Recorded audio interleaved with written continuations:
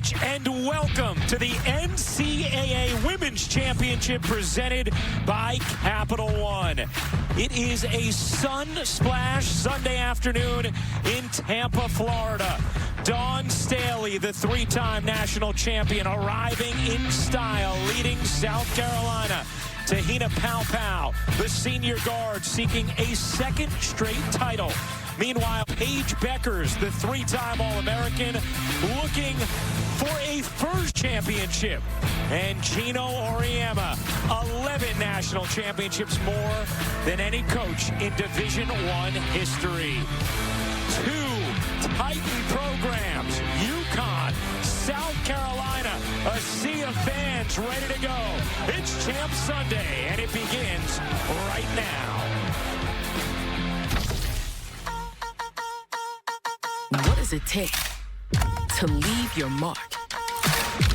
What does it sound like to be victorious? What does it look like to be a champion? The chance to repeat. Is this a dynasty in the making?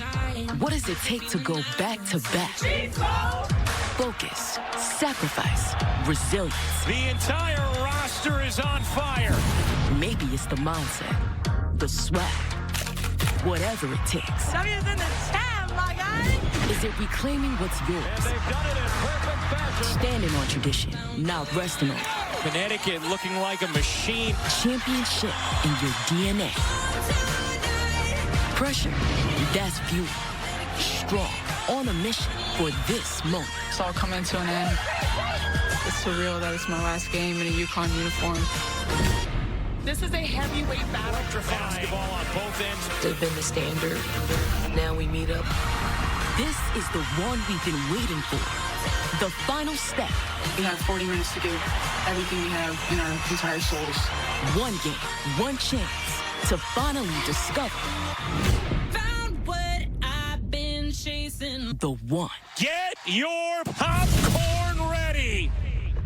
I am the one. A champion is crowned today. Will it be South Carolina or will it be UConn? Two historic programs facing off in a heavyweight bout. As we welcome you courtside. Hey everybody, Ryan Rucco alongside the Hall of Famer Rebecca Lobo. So happy to be with you this Sunday afternoon on ABC. Rebecca, there's plenty of experience on the sidelines in this game, plenty of experience on these rosters. But for South Carolina the other night, it was a freshman who led them. How about the player playing in her first Final Four game? Joyce Edwards was absolutely spectacular. The way she was facilitating their offense. She finished with 13 points, 11 rebounds, plays with so much composure, facing the basket, finding her lanes. Also had 6 assists on the day. She just came out ready to meet the moment. It is always a well-diversified attack for South Carolina. They are just the second team in the last 25 seasons to have 5 different leading scorers in a single NCAA tournament. Meanwhile, for Connecticut, they are led by a big three that was absolutely humming in the semifinals. The best big three in women's college basketball, and they certainly were all of that in their semifinal game. These 3 players combined for 57 points. Their freshman, Sarah Strong, showing off her versatility as well. How about Azzi Fudd, 19 points? All of them came in the first half. And then, of course, their leader, Paige Bueckers, facilitating the offense, scoring when she needs to, ready to take over in all of the big moments as well. This will be the final collegiate game for Paige Bueckers in 2021. Her Connecticut team went to the Final Four, lost to Arizona. Then the next year got to the championship game, lost to South Carolina in 2023. Paige missed the entire season with a torn ACL. Her team lost in the Sweet 16. Last year, UConn went back to the Final Four before falling to Iowa. Connecticut, South Carolina. The matchup so many have been waiting for. A rematch from those 2022 national championship game. Time to get things over to the public address announcer, Jamie Coffey. Well, beautiful rendition of our national anthem gets us set for action here between South Carolina and Connecticut. There could be a revenge factor for either team in this game. UConn maybe wanting to avenge that 2022 national championship. South Carolina looking to bounce back from what happened this February on their home floor. Well, certainly when you look at the matchup from earlier this season, everything went right for UConn, especially on the offensive end of the floor. Neither side players are looking at that as any indicator, understanding that this game will be very different and a big challenge for both sides. Gino Auriemma had actually said to us earlier in the tournament that he knew they got a lot of breaks in that game in Columbia. Expects a much different one here today. Well, UConn one win away from bringing home title number 12. And Actually, this is only stuff for grabs. In fact, we gotta bring it home. It's not a match when I'm in the zone. We gotta bring it home. We gotta bring it home.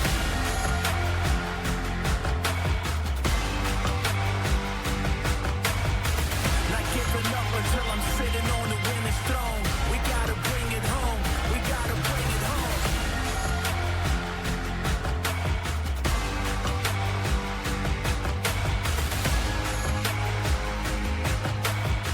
We gotta bring it home. We gotta bring it home.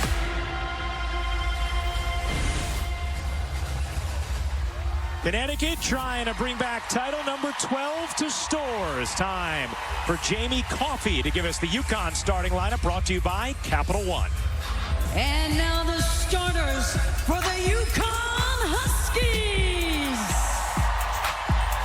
At Ford, a 6'2 freshman from Durham, North Carolina, number 21, Sarah Strong.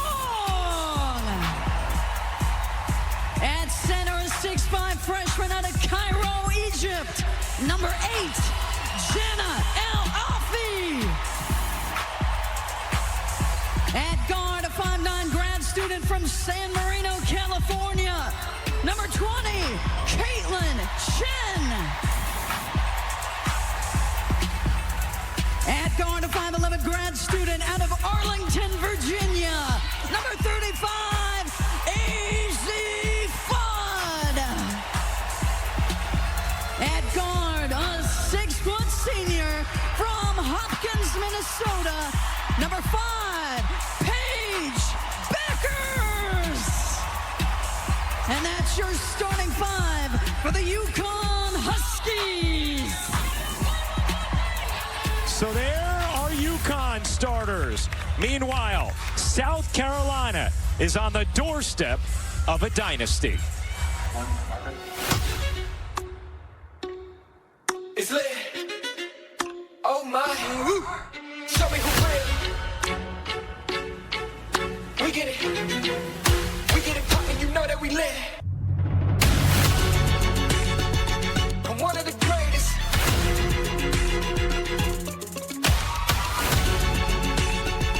I'm one of the greatest. Greatest. Are you fancy, huh?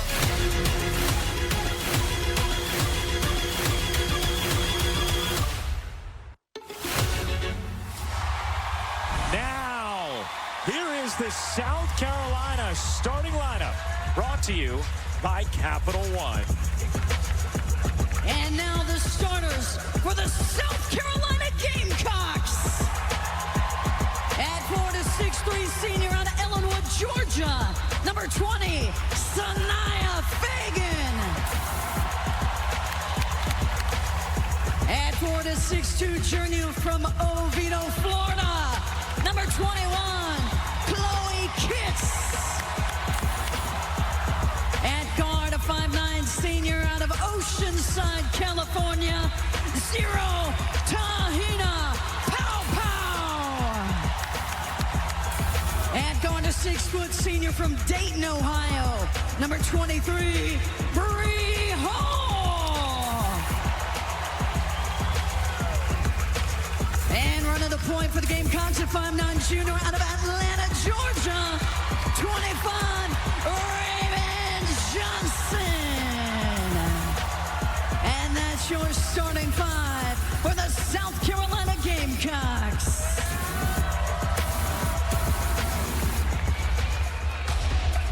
introducing the head coaches for the UConn Huskies, Gino Auriemma.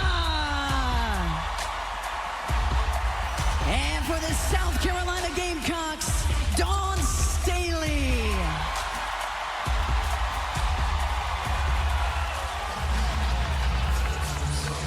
Well, two legendary head coaches. For a little more on Gino and Dawn, here is Holly Rowe. Well, they're so big, they only need one name. Dawn and Gino, they are the two icons in this game right now. They both started out with very humble beginnings. Gino Auriemma came to this country at 7 years old on a boat from Italy. He used sports as a way to connect with people when he couldn't speak the language here. For Dawn Staley, she grew up on the streets of Philadelphia at the corner of Diamond Avenue and 25th Street, where she quickly became a legend on those courts. They both started out playing in youth leagues in Philly. They claim that background and the brotherly love that they got there as their competitive spirit. They both had to start programs that had lain dormant. 100 fans at Gino's first UConn game. Dawn was passing out tickets in restaurants to get people to come to Columbia. Now they are the two dynamic programs that everybody wants to be like, and they chase history tonight. Gino with the 12th will be the winningest of all time, and Dawn, 3 and 4 years, it is the dawn of a destiny. All right, Holly, thank you very much. Here we go. South Carolina, Connecticut. Second time meeting in a national championship game. South Carolina taking the first back in 2022. Who wins here in 2025? Sarah Strong, Chloe Kitts to jump it up. And the national championship game is underway.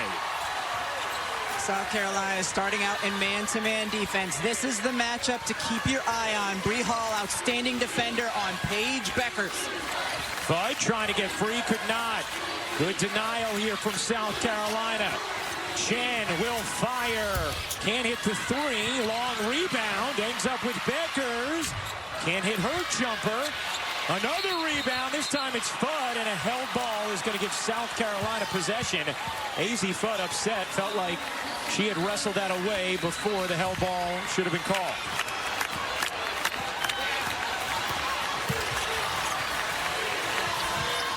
Gino Auriemma said he was expecting much more pressure on their ball handlers in this game than what Connecticut saw in February. Here's Pow Pow. You bet! That is an outstanding sign for South Carolina. Dawn Staley told us earlier this season our team relaxes when Pow Pow hits a shot early. Here's Strong, the talented freshman, guarded by Kitts. Strong, poised at the cup. It is truly remarkable, the poise with which that young woman plays. Only a freshman, never seems rattled, never seems sped up in any way. Was the #1 recruit in the nation for this year's class, the National Freshman of the Year. Here's Kitts trying to work Strong. Kitts to the hook, able to drop it in. Chloe Kitts, who is the MVP of the SEC tournament, as well as South Carolina's region, leading into the Final Four. She had a quiet semifinal game because she picked up a foul early. Her minutes were limited as a result. Here's Bueckers, guarded by Kitts. Bueckers trying to dance around her. What a move from Paige Buckets. Paige Bueckers is so adept at creating space for her jump shot, especially when she's going to the left side and can use her step-back move. Sanaya Fagan, the senior, rumbles in, couldn't finish it.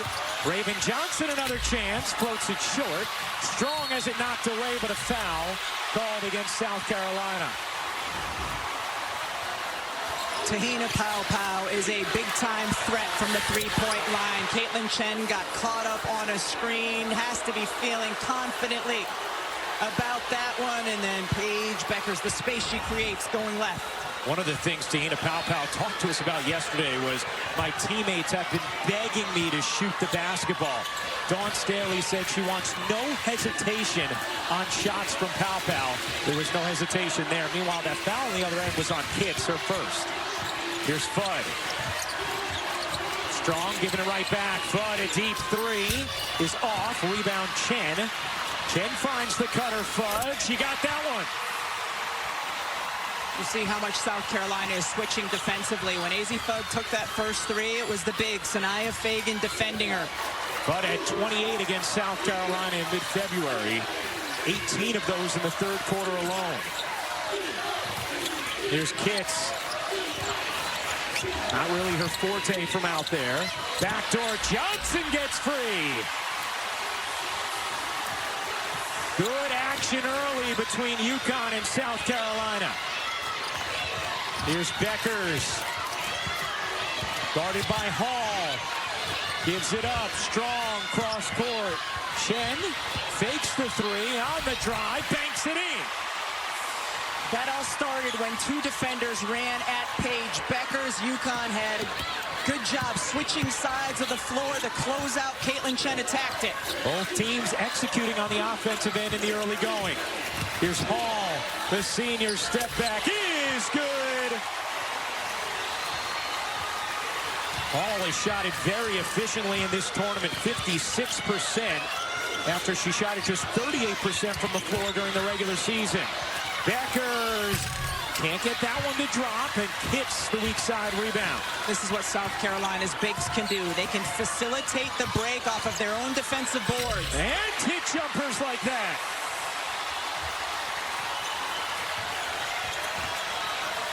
Dawn Staley said we're going to need to put points on the board against this UConn offense. Strong finishes on the interior. Both of these teams are so good, Ryan, when they can get out in transition offensively. Your best way to prevent transition is by scoring the basketball, and both teams are doing that at a high clip. Pow. Not that time. Rebound El Alfie. Dawn Staley told us before the game, #1 key, keeping Connecticut out of their transition offense. Fudd leaning and hitting, plus the foul. Do you know where Emma loves when Azzi Fudd is aggressive going to the basket? And when she is decisive, you see her here getting in, gets hit on the off arm, still able to finish. Now, both bigs for South Carolina with one foul, but perhaps that results in one of their biggest weapons coming in Joyce Edwards. They called that foul on Chloe Kitts. It would be her second. On that replay, it clearly looked like it was Fagan. I think coaches are telling Dawn Staley. Yeah, exactly. That was clearly on Fagan. Yes, unless there was something from Kitts at the front of the drive from Fudd that we didn't see. Here's Joyce Edwards, the freshman, off the bench, and a foul on Jana El Alfie. Let's take another look. I mean, that's obviously on Fagan. Kitts is nowhere near the play. Now, they can correct this in the break, and obviously we would expect them to, and it should be one on Fagan and one on Kitts. That's one on El Alfie. 13-11 Connecticut lead. Hall gets denied by Strong. Ping-pongs into the arms of Bueckers. Chen attacking, bouncing, El Alfie laying. Caitlin Chen has been really playing with some poise here throughout the entire tournament, but especially here in the Final Four. That was a nice drive and then lay for El Alfie. A Princeton grad student here at UConn and has fit in beautifully. Kitts couldn't get that one to drop. Edwards, the freshman, timed that jump perfectly. Talk about a player who's been playing with poise. Joyce Edwards has been spectacular here in the Final Four. Bueckers underneath, tried to force it up and in, could not. Good defense there from Hall. Here's Edwards going back to work, and that's going to be foul #2 on El Alfie. It'll put Joyce Edwards at the line. Scintillating action in the early going of the national championship game. Sarah Strong is a very good defender here. Switches out, times the block of the pass beautifully. And then on the other end, Jana El Alfie finishing strong with the left.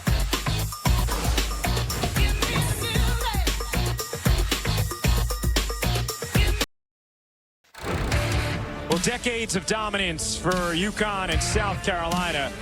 for Connecticut since winning that first title in 1995.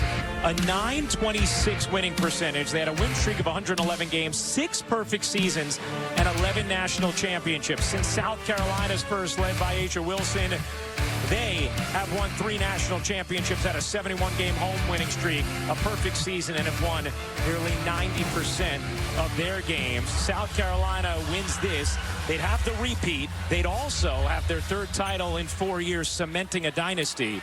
This is the 7th meeting all time between the preseason AP number 1 and 2 teams. The number 1 has won the first 6 meetings.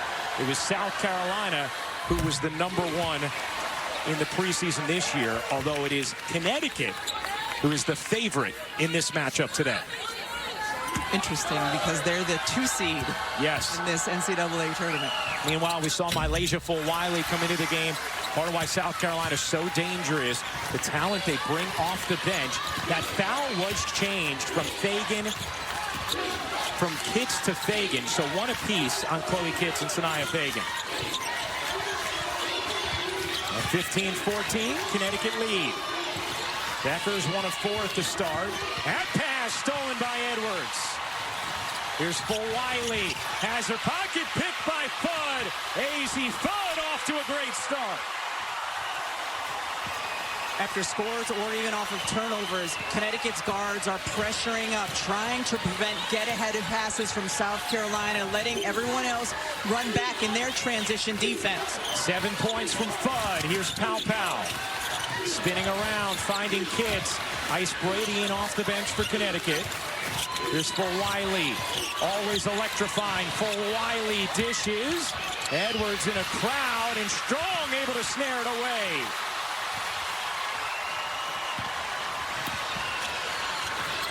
Here's Strong.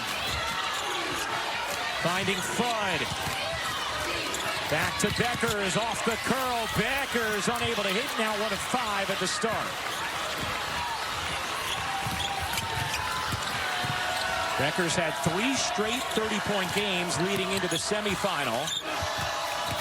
16 the other night in the win against UCLA. Kitts can't get it to drop. Offensive board, Johnson. And Raven Johnson, the senior, will calm things down. Raven Johnson is such a good rebounder from the guard position. Raven Johnson can't quite scoop it in. Bueckers quickly ahead. Fudd had space. Instead drives it. Strong's 3. Back ironing off. Brady tips it. Fudd an extra feed. Strong loose handle. Flips it up and off. A little out of control on that possession. We don't often see Sarah Strong sped up. She was a little bit after she got that offensive board. South Carolina started this game 5 of 7 from the floor. They are 1 of 5 since. Here's Edwards with some space. Lost it. And will we have a tie-up? No, we don't yet. Now we do. And the possession arrow belongs to UConn. Both of these teams crashing the boards hard. Here you have Azzi Fudd with a little fingertip out on the perimeter to be able to get the steal and finish. Hey, the Bird and Taurasi show presented by AT&T, back for its 4th year, currently airing on ESPN. 1:25 to go in the first quarter. Connecticut, a 3-point lead on South Carolina. Here's Brady. Back door knocked away by Pow. Fudd. And another held ball. This time, it's going to be South Carolina basketball. And Dawn Staley wanting Malaysia Full-Wiley to play with energy there. We've had 5 lead changes already today. There was not a single lead change when these teams met in the title game in 2022.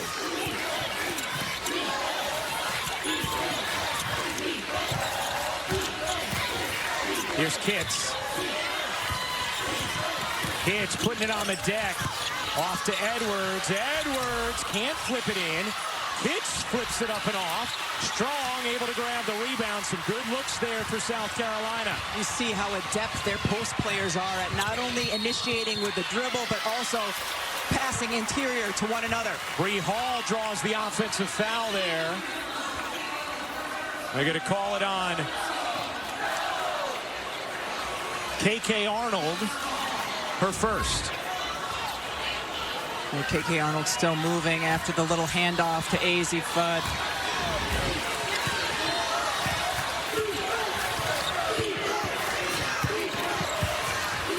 Here's Kitts off to Pow. Extra feed. Edwards can't finish it. Bueckers got a hand on it.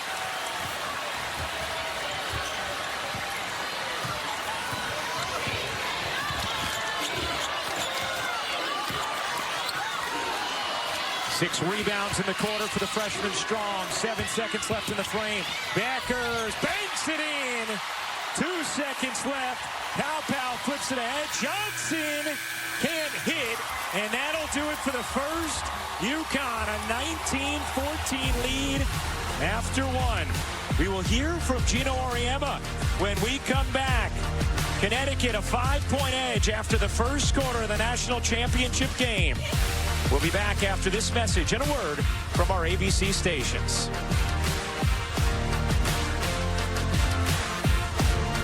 Well, Gino Auriemma told us yesterday we need 2 of our big 3 to play really well to have a shot in this game. Here's how things look thus far for Bueckers, Fudd, and Sarah Strong. Yeah, and those are the players that you want taking the lion's share of your field goal attempts. They have been so good throughout the course of the tournament and the entire season.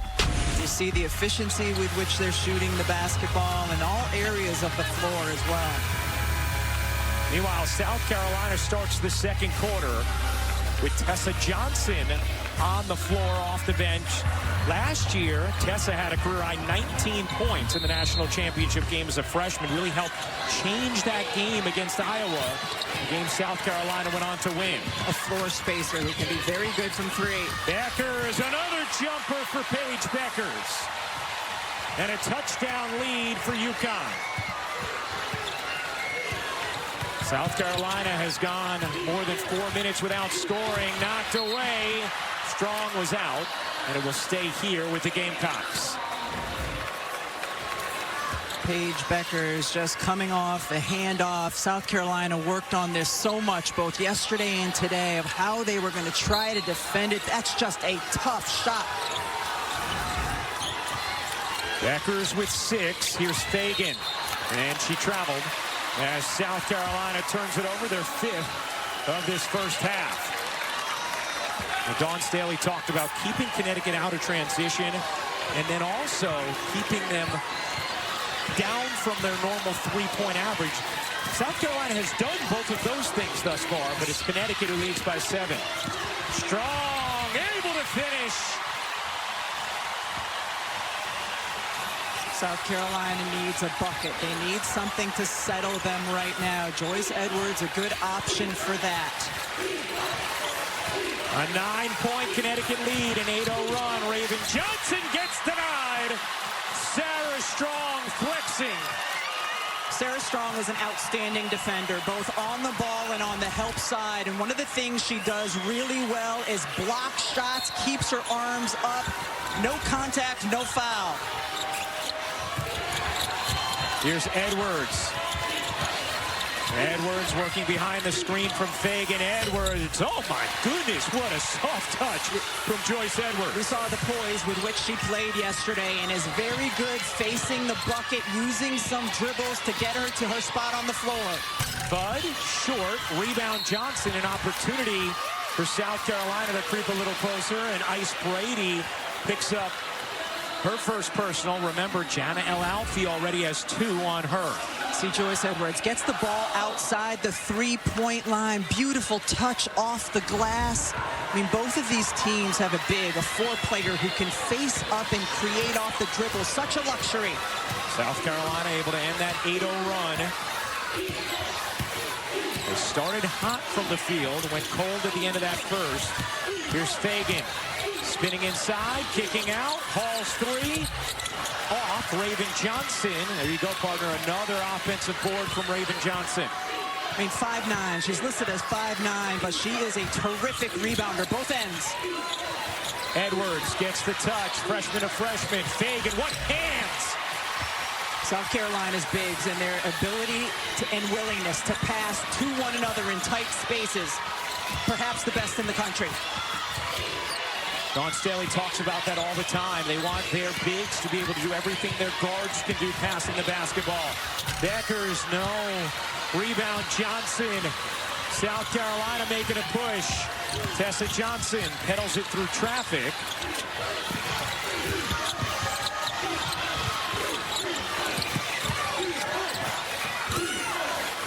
Here's Hall, and it's going to be a moving screen on Joyce Edwards. That'll be her first personal. A coverage of the NCAA Men's Basketball Championship game continues tomorrow on CBS. Florida takes on Houston. For more information, go to ncaa.com. What terrific games last night in the semifinals. Janet Alfie returns here, even though she has the 2 fouls. And while South Carolina has turned it over 6 times, mostly dead ball turnovers, though. Here's Bueckers. Pull-up jumper. Got fouled. And Paige Bueckers is going to shoot 2, and that is going to be number 2 on Joyce Edwards. Oh, that's tough, and you see the frustration for Dawn Staley because Joyce Edwards is a huge piece for South Carolina, not only in general, but in this particular matchup. Again, they worked so much yesterday and today again on that handoff action that UConn likes to run. Bueckers hits the first free throw. Let's take another look. Oh, barely on the guide hand. On the follow-through, hitting the left arm, yeah.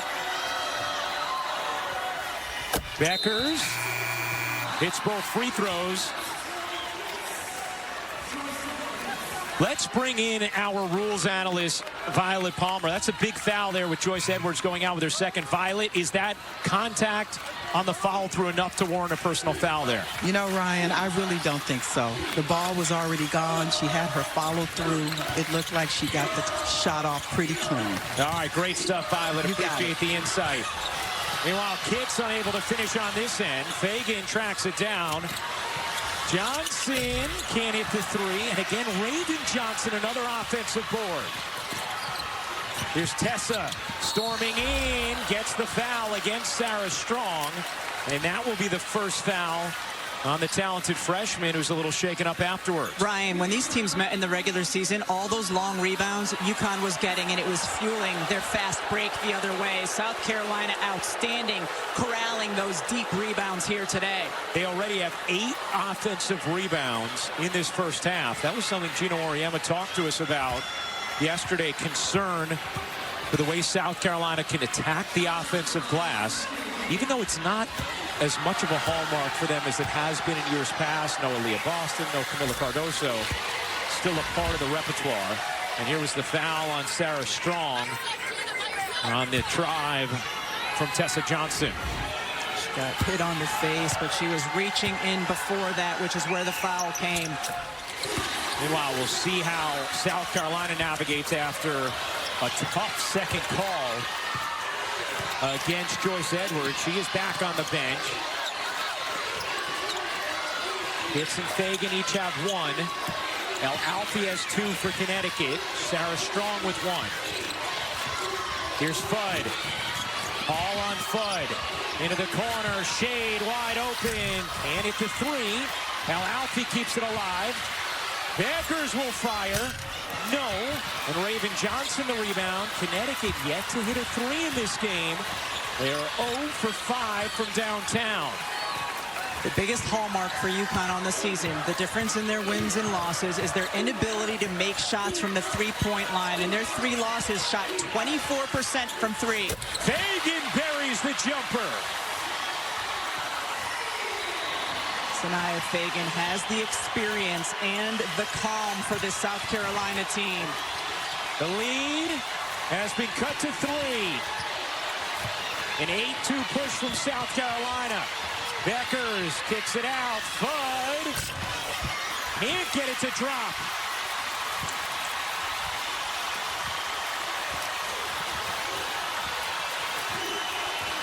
Raven Johnson gets it across. Connecticut 0 for 6 from 3. Fagan Finds Kitts. Kitts, what a move. Can't finish it, and Sarah Strong, another rebound, her 7th. But smart by Fagan to go at El Alfie, the player with 3 fouls. Fudd on the attack gets fouled, and Azzi Fudd is going to the line.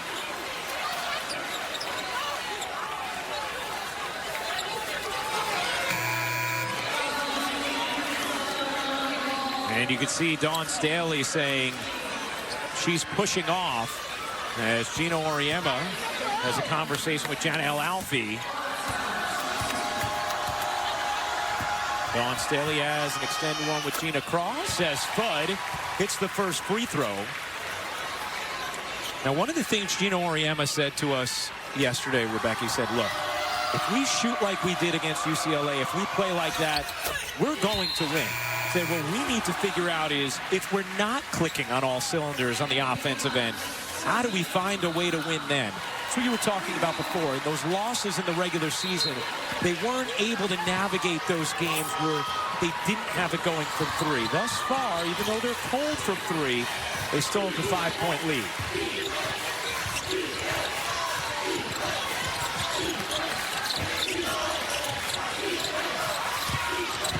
Here's Kitts. Strong already has 1 foul. Raven Johnson tiptoeing. Pow back in for South Carolina. 4 to shoot. Pow. 2 to shoot. Pow gets denied by Strong. Able to control it in bounds. Here's Bueckers twisting, dishing. Fudd, run off, pull up, is good.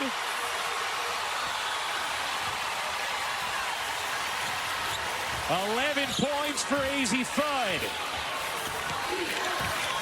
At 19 in the first half of the semifinal against UCLA.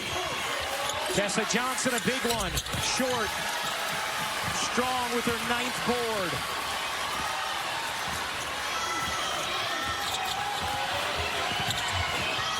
Strong deep catch. Gets blocked beautifully by Tessa Johnson. And it'll stay here. 3:50 to go in the first half. Plenty of drama through the first 2 quarters. It's Connecticut who leads by 7 in a matchup between Dawn and Gina.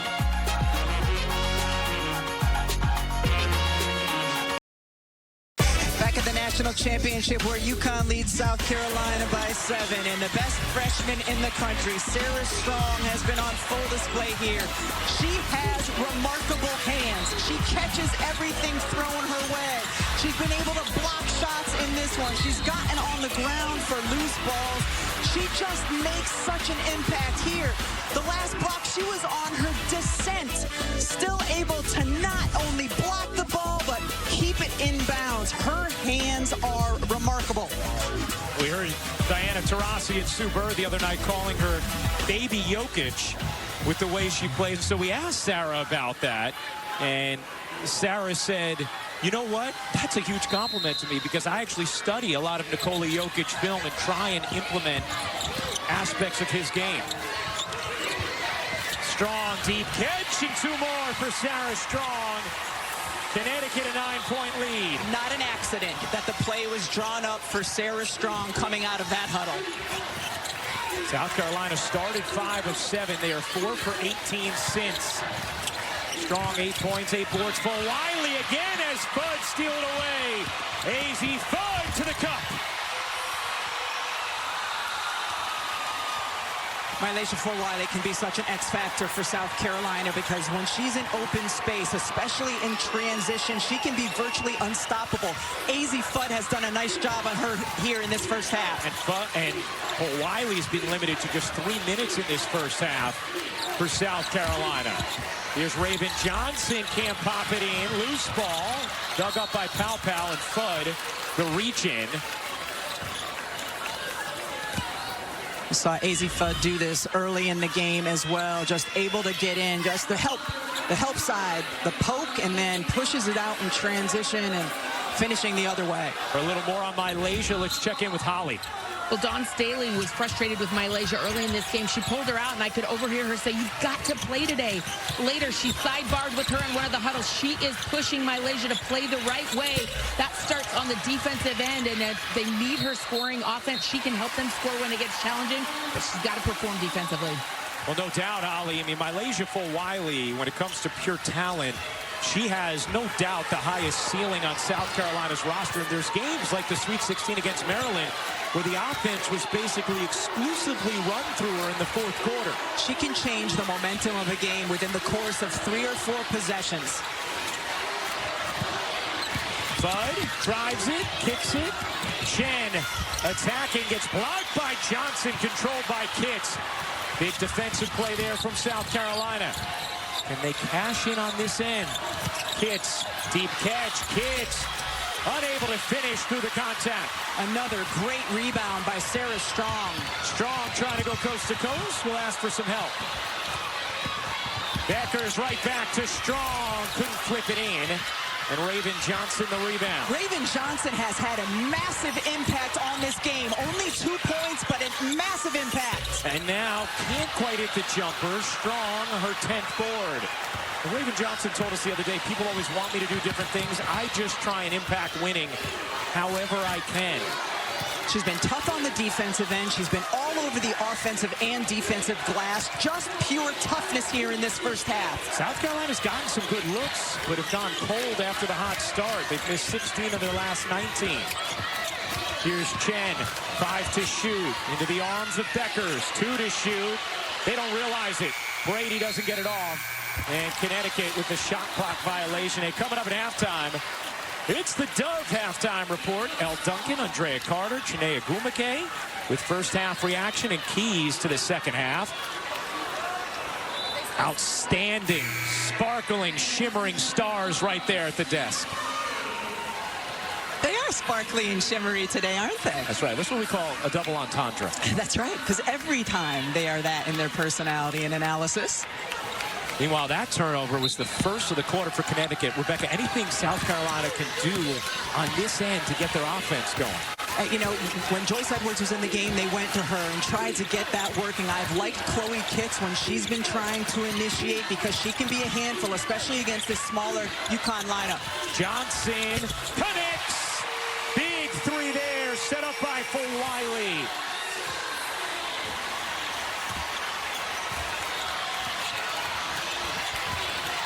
Connecticut still without a 3 in this game.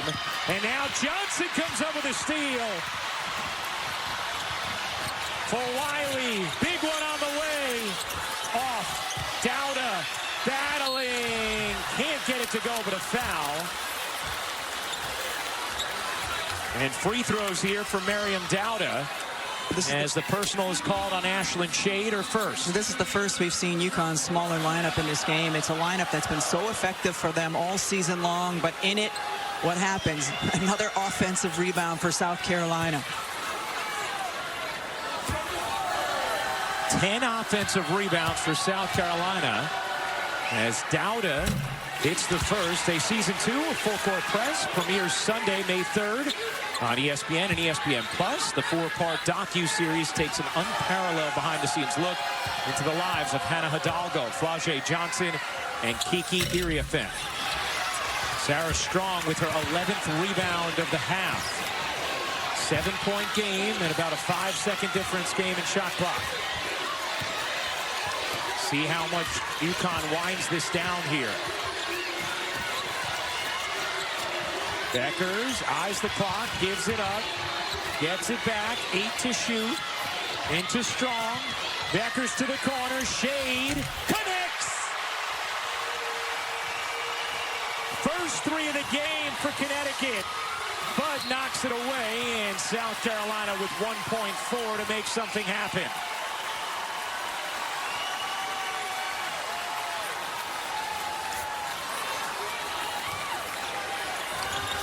Wiley lobbing it in. Johnson at the horn. No. And that will do it for the first half. Connecticut a 10-point lead after 2 quarters. And the big 3 delivering 29 points in that first half combined. And Azzi Fudd leading the way with 13 is with Holly. Azzi, South Carolina is a long and strong physical defense. How have you been able to find your spots and get going offensively? I think being patient. Like you said, they're strong, they're long, so reading what they give us, not getting outside of ourselves, staying slow, staying calm, and using ball screens, I think. You guys were down big on the rebounding and on the glass. Sarah's strong. I think she's got 11 by herself right now. How can you pick that up? But what do you see from her? Yeah, I mean, Sarah's incredible, especially on the boards. But us guards got to box out. We're letting them get too many second chances, so we got to help her out and box. Thank you. Thank you. Well, Connecticut had not gotten a single point from their bench, had not hit a single three in the game until this one from Ashlyn Shade to close out the half. Give Connecticut a 10-point lead. Yeah, she loves it. And we love Elle Duncan, Andrea Carter, and Janae Gumpe. Dove halftime coming up now.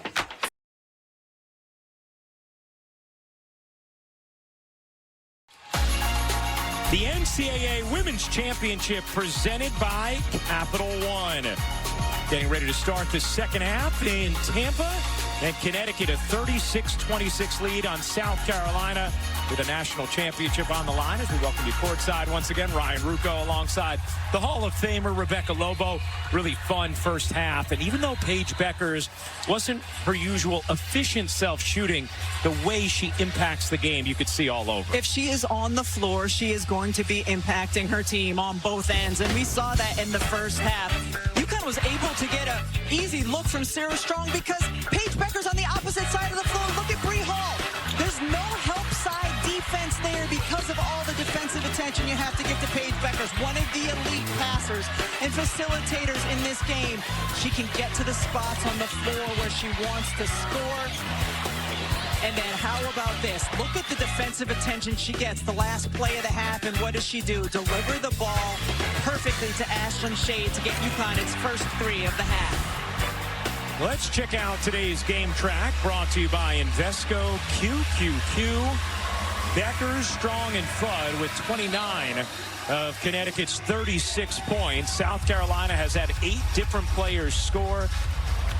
5 apiece for Johnson and Edwards, and 5 lead changes in that first quarter. No lead changes in the second. Also remember, Joyce Edwards picked up that second foul on a call that our Violet Palmer said should not have been made. Then she sat on the bench the remainder of the second quarter. We figured Joyce would have to be a big part of South Carolina's offense when she does come in here in the third. Curious if South Carolina might look to attack Janet L. Alfie, see if they can pick up a fourth here early in the third quarter.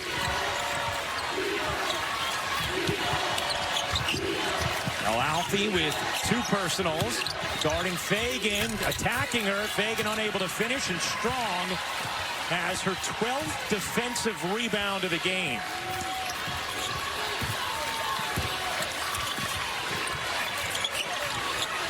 Connecticut just 1 of 7 from 3 in that first half.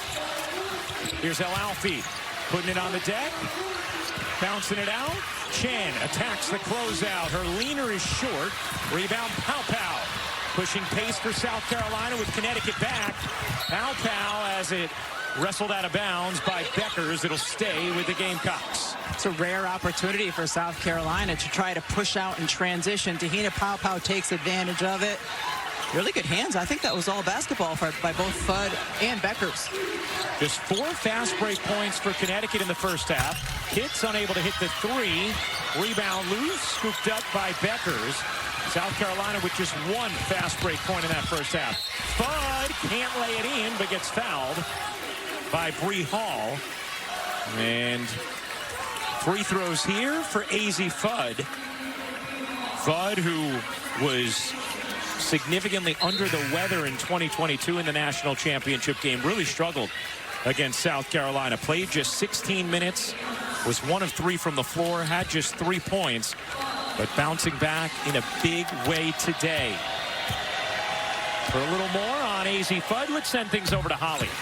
Well, Azzi Fudd has been building towards this moment for all of her life, thanks to her mom, Katie, who had a pretty creative way to get her to develop that left hand. The saran wrap across the right, a little skill development, make sure you're good with both sides. I just love that. Her mom has poured so much into her, and her dad, Tim Fudd, lots of work with Azzi in the offseason, and there she was as a little girl. That was the cutest picture I think I've ever seen. I mean, Holly, when she told us the story, we thought she was talking about like 12-year-old Azzi. No, not 2-year-old working on the left hand as Paige able to finish through some contact. Ryan, UConn's guard defense has been so good out on the perimeter. South Carolina has to rely on their bigs to create looks like you just saw from Chloe Kitts, like we saw in the first half from Joyce Edwards, what we saw in the semifinal matchup against Texas.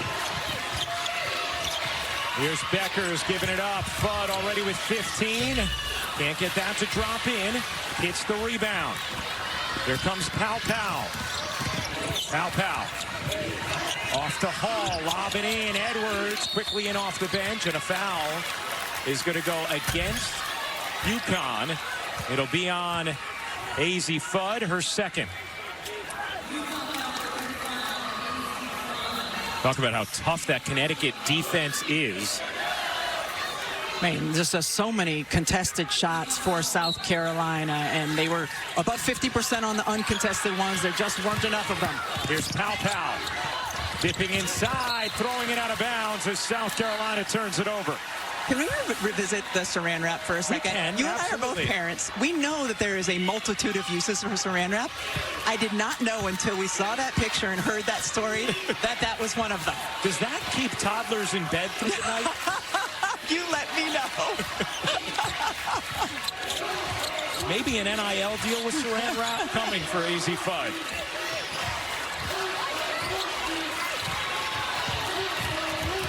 Here's Fudd. Pivoting, dishing.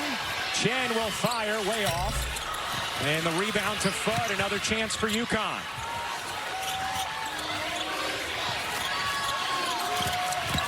Fudd on the drive. Floats it in. Azzi Fudd with 17. There was only so much Joyce Edwards could do because she has her 2 fouls. The big three has it humming for UConn. Fudd strips it. 3-on-2. Chen all the way in. Can't finish. Good contest there from Raven Johnson. On the other end, Hall, they need it. Don't have it. South Carolina 2 for 10 from 3. Connecticut just 1 for 8. And that was the #1 key for Dawn Staley, keeping Connecticut out of transition and limiting their threes. South Carolina has done that. Chen can't get that one either. South Carolina's done what they need to do on the defensive end of the floor. It's been their struggle to score that's been the problem. And Bueckers going to pick up a foul there. That'll be the first on Paige Bueckers. Hey, the 2025 Men's Frozen Four begins Thursday at 5 and 8:30 Eastern on ESPN2. For more information, go to NCAA.com. Your home for all 90 NCAA championships. Pow Pow, Tessa Johnson, Chloe Kitts, Raven Johnson, and Joyce Edwards, the 5 for South Carolina. Bueckers strong, Al-Alfi, Fudd, and Shade for UConn. And that's going to be a foul here against Connecticut. And we'll see who they give it to. If it's Al-Alfi, it is her 3rd. And it is number 3 on Jana Al-Alfi. Significant because we have not seen Connecticut go small with strong at the 5 much in this game. Here's Kitts shouldering in. Kitts gets another whistle against Al-Alfi, and that is going to be her 4th. So back-to-back fouls on Jana Al-Alfi, and now she'll have to check out. Chloe Kitts does a great job with some fakes to get Al-Alfi off balance a little bit. Looks clean up top, but she definitely got her with the body down below. And Violet Palmer, our rules analyst in the truck, confirmed she thinks both calls were the correct foul calls against Al-Alfi. No, Al-Alfi doesn't provide a lot in terms of scoring on the offensive end, but she is a big physical presence who had a great semifinal game against UCLA and Lauren Betts. See longtime assistant Chris Daly coaching Jana Al-Alfi through this. Now, Alfie's parents made the trip from Egypt, saw maybe her best game of the year in the semifinals in that win against UCLA. Meanwhile, Malaysia Fulwiley, can she provide something in this second half? You talked about it before, Rebecca. She can change a game in a 3-minute stretch. Was held scoreless in the first half. The SEC 6th Woman of the Year. Ooh, Edwards lost a shoe.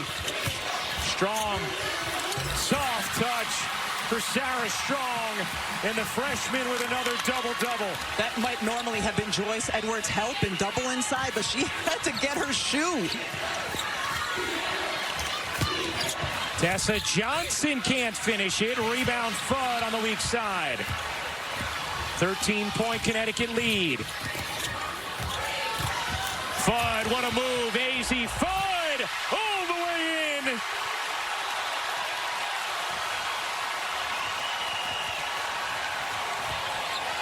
Danger time for South Carolina.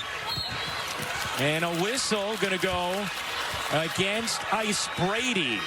And that'll put South Carolina at the line with Connecticut already over the limit. Azzi Fudd, throughout the course of her career, known for her pure jump shot. She has added a real shiftiness to her game, attacking the rim. On the fans and Gamble, love what they're seeing from Azzi Fudd, who will return to Connecticut for another season. Said she had a conversation with Gino Auriemma where Gino said, it just feels like if you leave, you're always going to think, I didn't get to accomplish everything I could in a Connecticut jersey. She agreed and decided to come back, a collegiate career that up till this season has been besieged by injury. And a young woman who also loves the school part of it. She graduated in 3 years, taking grad courses since then. She still enjoys the daily grind of going to class in addition to basketball. Holly? And it's remarkable that she feels that way about the school because she's been through so much. She has been out for much of almost a year and a half with knee injury, having to fight her way back to the court. She went 728 days without being able to play in an NCAA tournament game, but not today. She is not going to be denied, even though she was delayed. Spot on, Holly. 21 from Fudd now. And South Carolina take advantage with Connecticut over the limit. Fagan bodying in. Nice move from Sanaya Fagan, who's really had a terrific senior season for the Gamecocks. Dawn Staley has told us many times she's the most important player to have on the floor for her team because of her communication. Strong and easy too. Two-man game with Azzi Fudd and Sarah Strong puts so much pressure on the defense because Fudd, with the way she's scoring, if you send two to her, you get the easy delivery to Strong on the roll. Pow, pocket feed, Edwards. Strong finish from the freshman. And same thing on this end that time with Pow and Joyce Edwards. Great two-man game. Bueckers gets fouled, and Paige Bueckers will go to the line to shoot a pair. Will step aside. 4:26 to go in the third. UConn a 13-point lead. Azzi Fudd has had an incredible impact here on this game. Her ability to score, getting to the rim, saran wrap being sold off of shelves everywhere. The NCAA Women's Championship presented by Capital One is brought to you by Indeed. The world can work better. UConn, a 13-point lead on South Carolina midway through the third quarter of the national championship game. And now for today's Star Stories brought to you by Indeed. The Connecticut Big Three already with 41 today. They have averaged nearly 60 in the tournament. And over the last 4 games, just outstanding. And Gino Auriemma said to us, we need 2 of those 3 today in order to win. They've gotten good performances from all 3 thus far. When they're all playing well, it's the best Big Three in the country. And we have seen that consistently now here through the NCAA tournament. Paige Bueckers at the line. Sinks the first. I mean, when you look at that Big Three, Paige Bueckers will be the #1 draft pick this year. When Sarah Strong comes out, she will most likely be the #1 draft pick. Azzi Fudd next year, it's interesting to see where she will go. Most likely a lottery pick. I mean, that's the level of talent we're talking about with those 3 players. They might play that clip back in a few years. 15-point UConn lead. Can South Carolina make a push? Wiley is in. Knocked away by Bueckers. Edwards has it stripped by Strong. Again, good hands from Sarah Strong. And the Connecticut defense has just been fantastic thus far in this game. This is the UConn team, because of how they score points, get so much credit and attention on their offense. They are terrific defensively. On ball and help side. Something they work on every day. Here's Pow. Giving it up for Wiley. Can't get it to drop. Gets it back. Another chance for Malaysia. For Wiley. Runner is good. Does that unlock Malaysia for Wiley, who can get hot in a hurry? We saw it in that game against Maryland. Struggled early. Was taken out. Colette Law, the assistant for Dawn Staley, told her, give Malaysia one more chance. A story told to us by our colleague Carolyn Peck. Dawn did, and Wiley ended up leading South Carolina down the stretch to the win in a comeback in the fourth. Tough floater, and how important for your confidence to finally see one go through.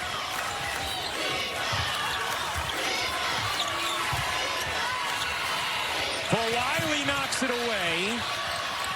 He can be that kind of disruptive defender as well. Wiley leads the break, and Fagan lays it in.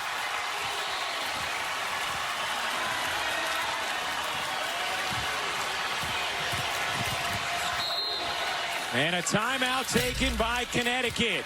Gino Auriemma doesn't want this run to simmer for South Carolina. Malaysia for Wiley starting to plug in the electricity. She can change the course of a game in just a few possessions. We saw her score, then get the poke, and the beautiful get ahead to Fagan. Ready to rock and roll.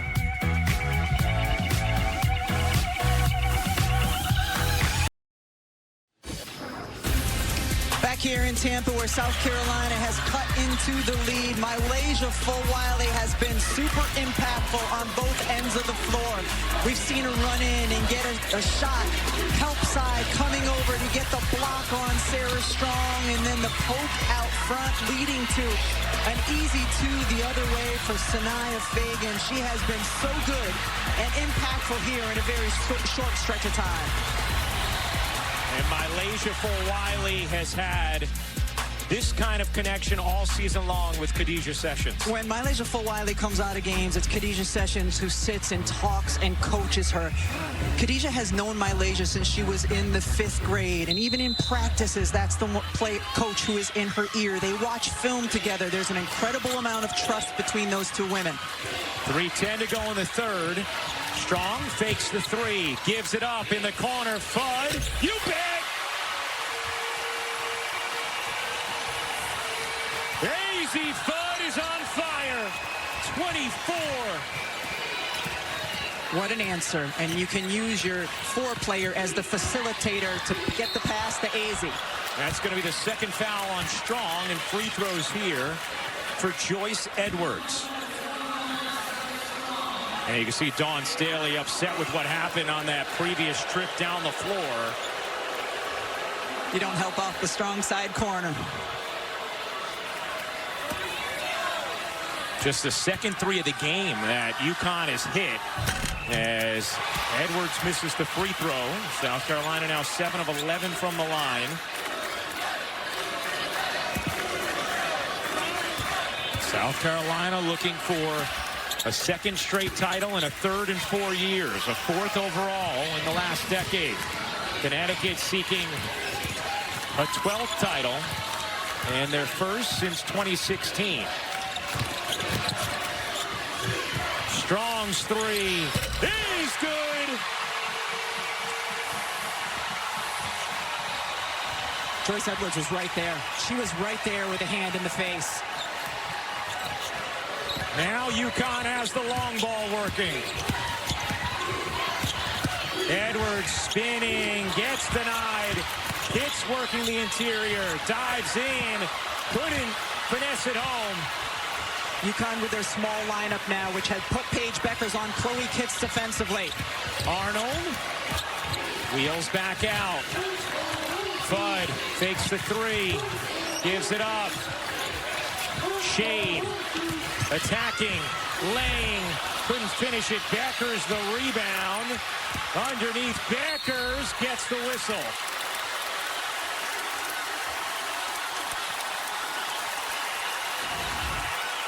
Sarah Strong, dribble penetration, full Wiley comes in, helps off of Azzi. Fudd makes her pay. This is a good contest defensively. Sarah Strong, just eyes on the rim, able to drain it. Dawn, frustration. It felt when Gino took that timeout that South Carolina was building that momentum, that if they could come out, get a couple stops and scores, they could cut this to single digits. Instead, the lead has ballooned for Connecticut. Yeah, South Carolina had scored 4 straight. They were starting to get full Wiley going. And out of that timeout, back-to-back threes, and now these free throws from Bueckers. The UConn big three, 100 points in the NCAA tournament. First trio since 2009, a pretty good one for Connecticut. Maya Moore, Tina Charles, Renee Montgomery. Raven Johnson muscling in. Johnson fading, a lot of contact, no call. Rebound gathered by Bueckers, and then she is fouled.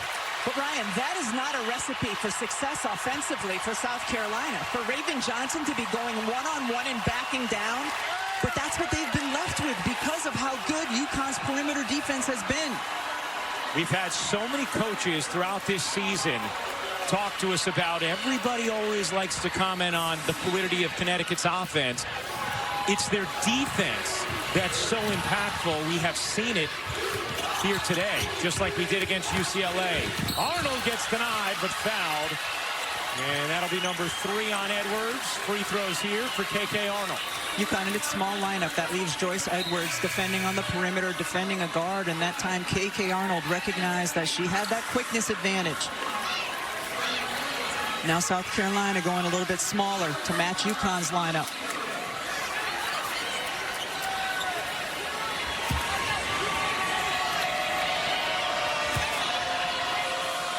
The 29th annual WNBA draft, Monday, April 14th on ESPN and the app. The Dallas Wings have the first pick, followed by the Seattle Storm with the second. Washington Mystics have the 3rd and 4th. Our coverage begins with WNBA Countdown at 7 Eastern. Bueckers unable to hit the 3.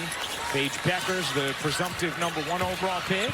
Where will Bree Hall, Sanaya Fagan land in that draft? Maybe Tessa Johnson hasn't, maybe Raven Johnson hasn't said yet whether or not she'll be back for another year at South Carolina.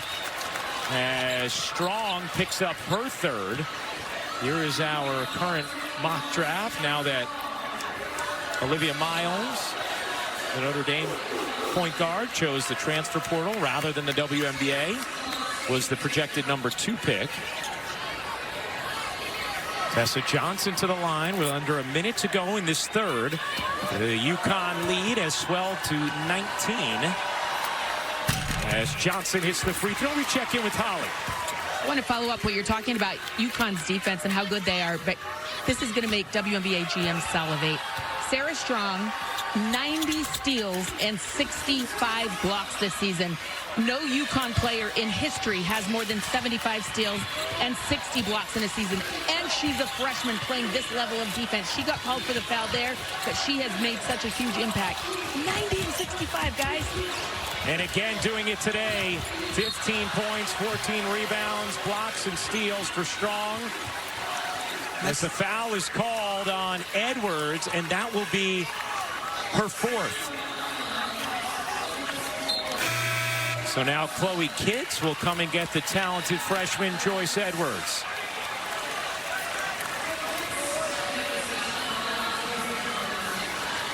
Edwards and Strong, the top 2 freshmen in the country. You throw Michaela Blake's in there as well. But Edwards and Strong actually good friends who grew up playing together since middle school. The AAU circuit, Team USA, really connected with one another. Strong said her team used to always lose in AAU to Joyce. Her school team got Joyce's once, but she said Joyce's teams usually won, as Strong gets her first breather of the day.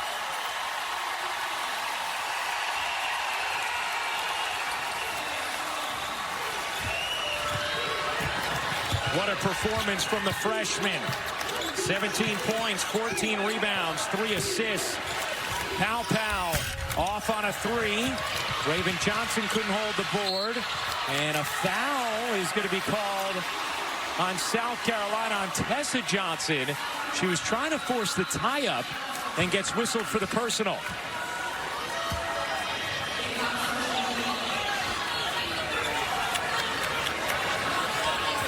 And Dawn Staley frustrated with that one.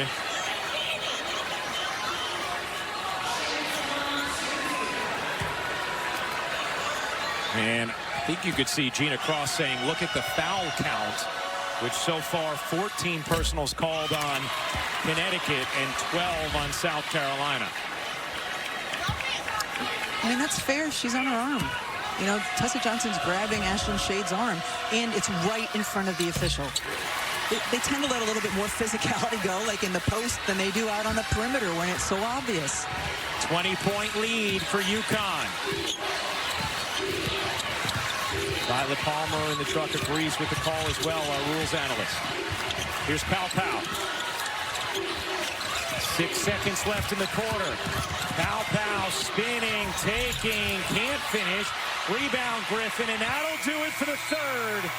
UConn takes a 20-point lead into the fourth. Dawn Staley chats with Holly. When we come back, can South Carolina come back? More after this message and a word from our ABC stations. Let's take a look at the Capital One rewarding performance.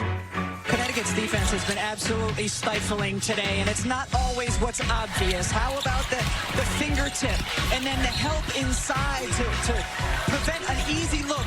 Azzi Fudd out on playing defense, hand in the face, just pushing the offense out a little bit farther, getting steals, turning it the other way. The help side is there, the active hands are there. And again, it's been terrific on-ball defense, but also the nature of the help has been terrific, and this is something that Connecticut drills every day. We've seen them working on it throughout the course of the NCAA tournament as well, and it's just been so impactful here and limiting what South Carolina wants to do on the offensive end. 20-point UConn lead to begin the fourth quarter of the national championship game. UConn seeking a 12th title. South Carolina a 4th. And a repeat. KK Arnold being ridden the whole way, able to finish, plus the foul. And this is UConn's super small lineup. They do not really have a traditional big on the floor, and there's great spacing as a result. KK Arnold just driving, gets a hit pass, and able to finish. And the Connecticut bench fully engaged. Maddie McDaniel getting some time here for South Carolina as Arnold completes the three-point play. Largest lead of the game for UConn. A UConn team that has been simply dominant in this tournament this year. McDaniel gets fouled and will shoot 2 as the foul is called on Bueckers. That'll be her second. The more times South Carolina can score and cut into a lead with the clock stopped, the better. So not only McDaniel's ability to get the free throw line here, but one foul closer to the bonus for them. You heard Dawn Staley talk about in the interview with Holly. Yeah, she talked about in the interview with Holly before the game as well. On our pregame show, she talked about just trying to get UConn in a close game, knowing that they have not been in many close games this season. In fact, they've only played 3 games all year, UConn, which have been within 6 points in the final 5 minutes, and they've lost all 3 of those games. It's been a while since they've been in one of those situations. So Dawn talked about just keeping it close and seeing if maybe they would tighten up in that spot. You see, South Carolina has handled those situations quite well, but obviously right now, a lot of work to do for the Gamecocks to create a moment like that. Arnold stops, takes, gets fouled again by McDaniel. And free throws here for KK Arnold. UConn always has terrific spacing offensively, but especially when they have a lineup that looks like this. They do not have a player, over 6 feet tall on the floor, able to space you out. Every one of these women on the floor can face up and drive by. We've seen that now 2 possessions in a row from Arnold. You talked about it. We saw this lineup with Aubrey Griffin at the 5 a lot in that regular season matchup against South Carolina because Sarah Strong was in foul trouble in that win. Right now, it's just to buy Sarah Strong a little bit more rest over on the side. Second free throw good. 22-point edge for UConn. Bueckers with 12 points, 5 rebounds. Fudd with 24 points. Sarah Strong, 17 points, 14 boards.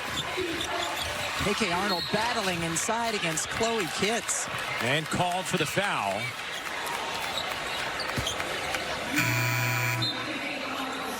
One player South Carolina is without that's worth mentioning, Ashlyn Watkins, who was a huge game changer for them a season ago. Tore her ACL earlier this season. No question they have felt her absence the last couple of months without her. Perhaps the most athletic big in the country, and her ability to impact both ends of the floor as a result. That's out of bounds off of South Carolina. UConn basketball. South Carolina continuing to extend its full court pressure.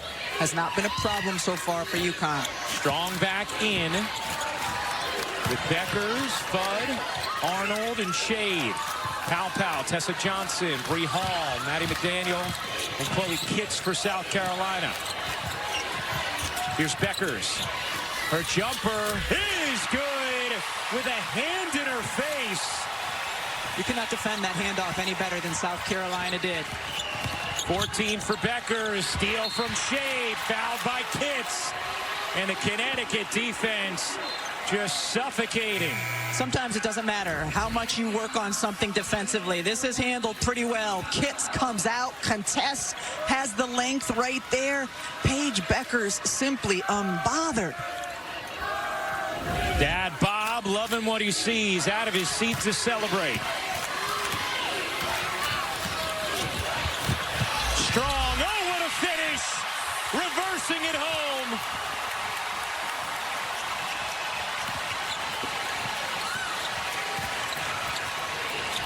McDaniel a 3, no. Strong, the rebound, and got it out of her hands. Here's Bueckers on the break. Fudge 3. Off, and a foul going to stay right here as Arnold got pushed from behind. We've talked all game long about Sarah Strong and her hands and her feet as well. I mean, this is a tough catch, just spins it right up softly so it rolls in. Joyce Edwards will come back in for South Carolina with her 4 fouls. South Carolina has already committed 4 fouls here in the 4th. It's a lot of time for UConn to get to the free throw line in the final quarter of this season. Bueckers backdoor, pops it in, plus the foul. It's raining blue in Tampa.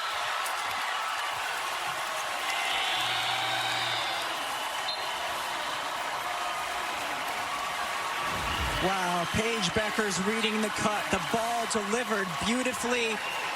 Absorbs the contact. Look at the react. KK Arnold, the bench. They're feeling it right about now.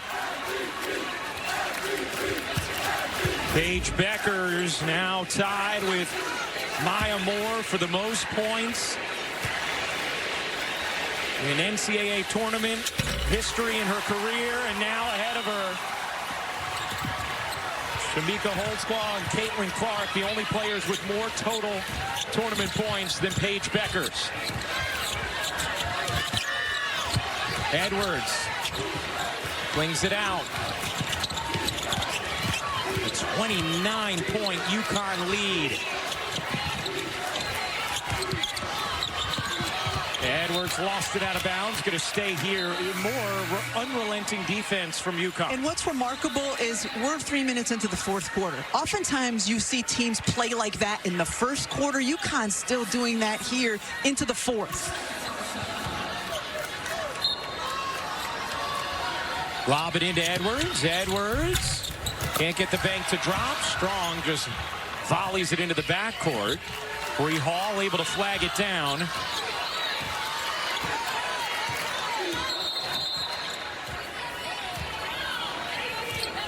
And an issue with the shot clock there that they want to get right.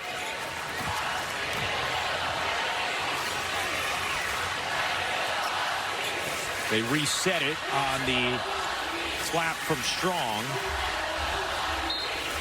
You hear the UConn fans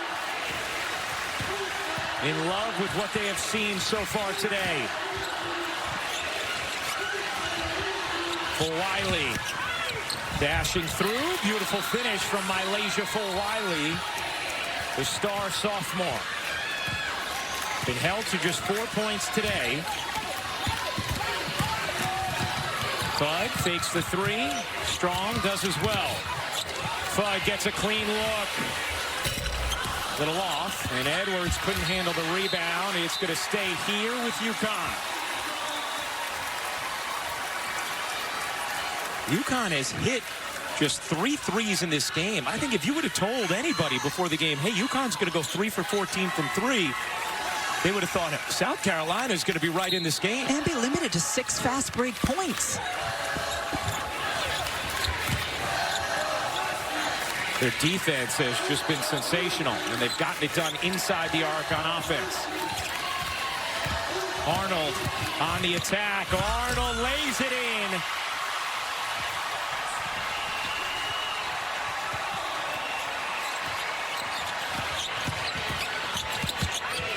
Fulwiley, wow, my goodness.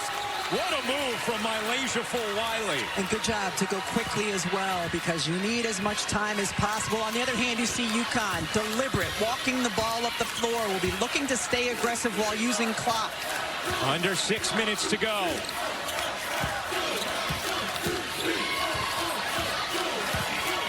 Using all the shot clock here. Bueckers gives it up. Strong.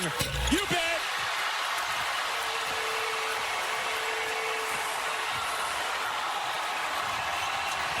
The lead is 30, and the freshman is thriving.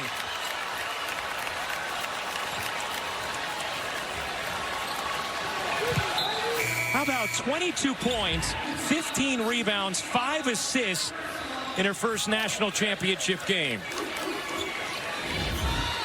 And KK Arnold adding a little something off the bench in this second half for UConn. Sarah Strong is the next big star in women's college basketball in terms of freshmen.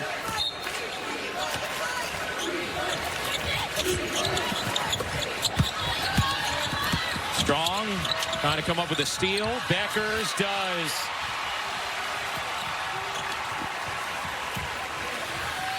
A 30-point UConn lead after they beat UCLA by 34, the largest margin of victory in a Final Four game. Fudd leaning, can't hit, got it back. Bueckers will run more clock. This is a disciplined, intelligent team when it comes to late game situations.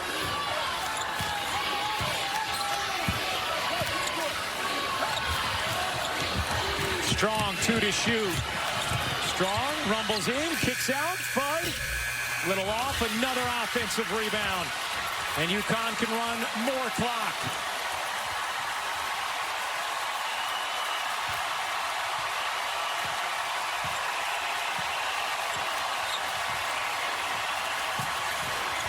Arnold dashing in, 2 more.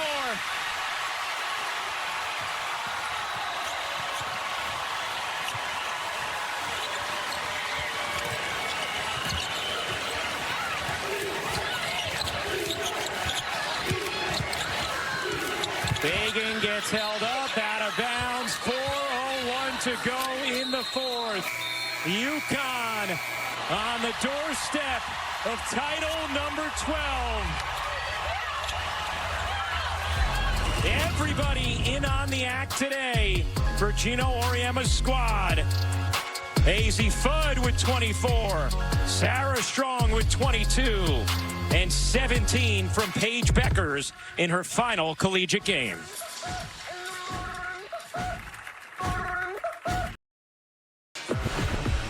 Well, Paige Bueckers on the brink of her first championship, playing in her fourth Final Four, and she's been excellent in this NCAA tournament. Her career point per game average, 19.9, highest in UConn history. The third most career points in NCAA tournament history. Only Shamika Holtzclaw, Caitlin Clark with more. Her 40 in the Sweet 16, a UConn tournament record. And we talked to Gino Auriemma yesterday, and we said, do you want this one for Paige? He said, of course I want this for Paige. He said, no, usually we take care of this by our stars' sophomore years. He said she's had to live in a grind, not in a fantasy land like some others. As South Carolina's upperclassmen will check out now. We'll get back to Paige in a moment. But you see the hugs for Fagan, Pow Pow, Raven Johnson, Bree Hall.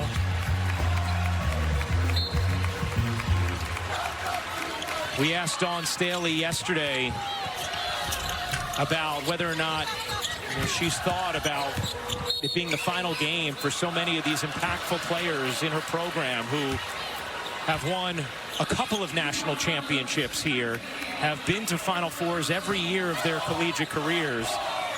And Dawn said, you know, the thing she feels great about is there's nothing missing from their resumes. They've accomplished everything they set out to here.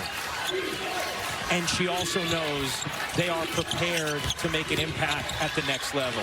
She said whatever role they have on a team, she knows they're going to go into a camp, and that coaching staff is going to say, I like their work and I like what they can bring. And that's the way Dawn Staley prepares her players. And she also said these women have grown into resilient young women who will never be taken advantage of in their life, and is as equally proud of that as anything she has helped them accomplish on the basketball court. And obviously today is not the day for South Carolina. This has been a brilliant performance from UConn, but you can't say enough about the program that Dawn Staley has built in Columbia. This is 5 straight Final Fours. They have won 3 championships over the last 9 years. They have won 2 of the last 4. And we know they're not going anywhere. They will be a premier power in college basketball for as long as Dawn Staley is at the helm. Edwards can't finish. Sarah Strong, 114 points in this NCAA tournament, the most by a freshman in Division I history. I think Diana Taurasi's baby Jokic comp is pretty spot on. As Gino Auriemma is going to take a timeout, get Caitlin Chen back in. KK Arnold will receive a nice hand.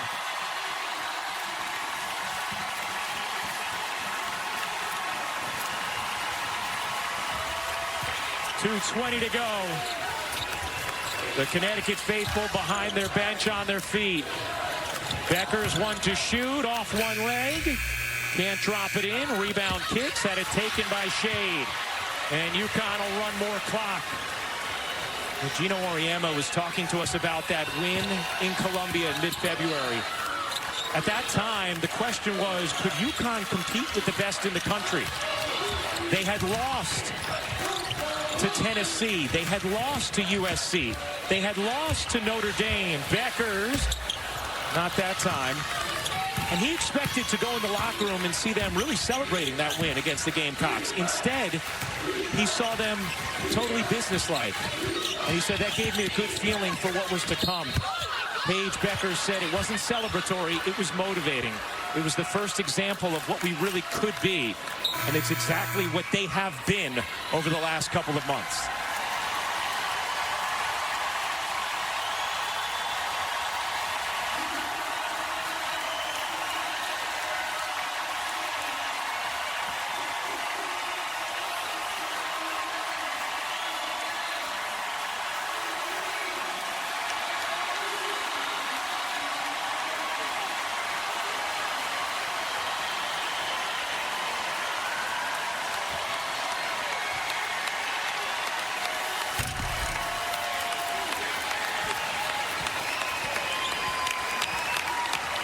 The emotion pouring out of Paige Bueckers as she hugs the entire UConn coaching staff.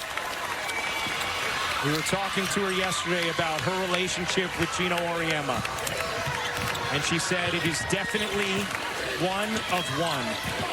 I'd say it's tough love, but I feel like I can talk to Gino about anything. I go into his office, we chat about golf or how to handle pressure, how to navigate social media, managing money. Said, yeah, he's sarcastic. Yes, he has that quick wit. But the reason the relationship is so special is because I'm willing to give it back to him.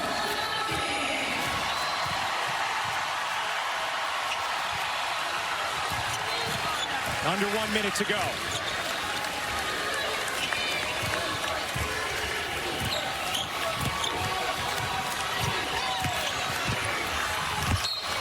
Edwards the block. 42 seconds remaining. And Connecticut will be the first Division I program to 12 titles, all with that man at the helm.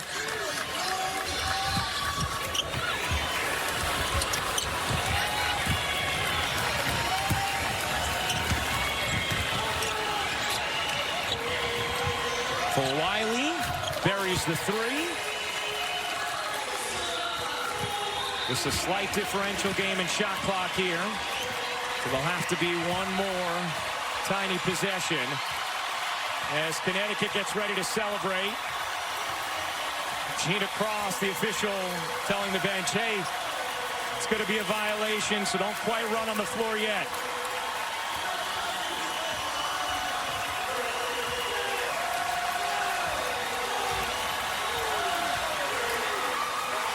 There's the violation.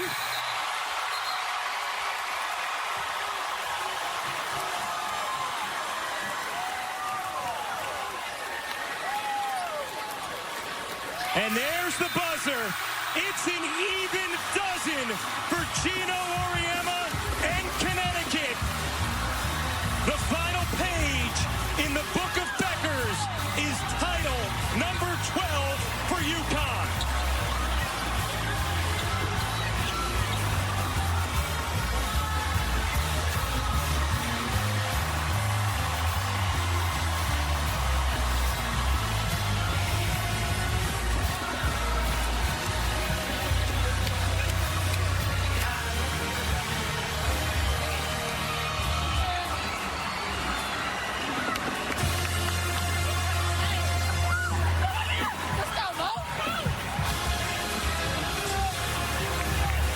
Gino Auriemma is with Holly Rowe.